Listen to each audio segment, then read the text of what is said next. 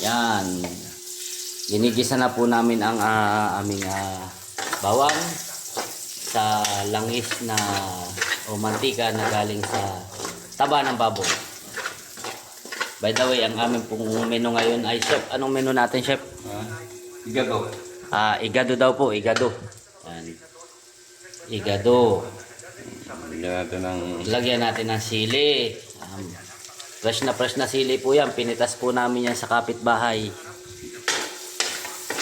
Kasi yung kapitbahay po namin sa tinutuluyan namin magtatanim ng sili.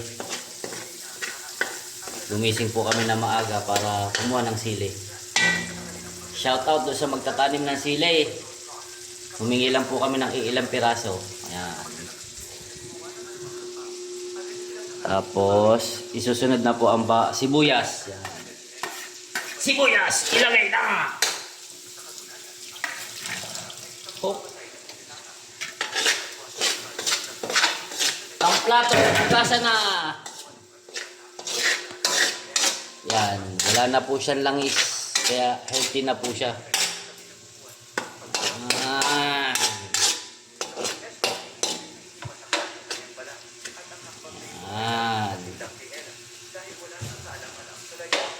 Meron pa po kaming background music.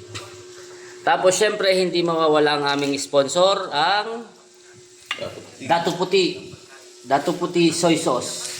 Siguradong pag nakain ng asawa mo, doble-doble ang toyo. Wow! At ayan na po ang ating laman ng baboy. Kita nyo naman po. Laman na laman palang karne na. Ay susunod na po natin ang laman pa rin ng baboy na may kaunting laman pa rin. Tinanggal na po namin yung taba at yung taba ay pinirito na namin. Igado. Alam nyo po ba kung bakit igado? Iniga po kasi namin.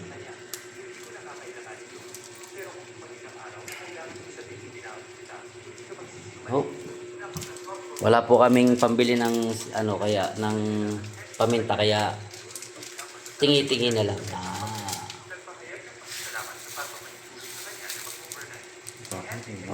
Yan.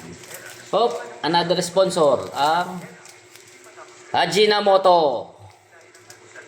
Pag nilagyan mo ng Ajinomoto ang iyong putahe at kahit anong putahe, siguradong malasa. Yan. Pinapalabas pa po niya yung natural taste ng putahe. Ayan na po ang ating soy sauce. Soy sauce. Para sa mga toyoing asawa, Dato Puti soy sauce. At tatakpan na po namin. Yan. Papakuluan po. Para sa ating sponsor, ang Ajinomoto at Dato Puti. At saka syempre ang ating Eureka electric stove. Bali, 4 na taon na po namin gamit yan. Tingnan nyo, napakatibay. Napakatibay ng aming Eureka electric stove. Ayan. Okay, mamaya po namin ilalagay yung aming ginayat-gayat na carrots at saka atay ng baboy. Yan. Atay po ng baboy. Atay ng baboy at saka carrots. Yan po. Medyo nanginginig-ginig na po kasi pasmado. Ajinomoto, Dato Puti. Ajinomoto! Siguradong malasa. Ayos. Igado.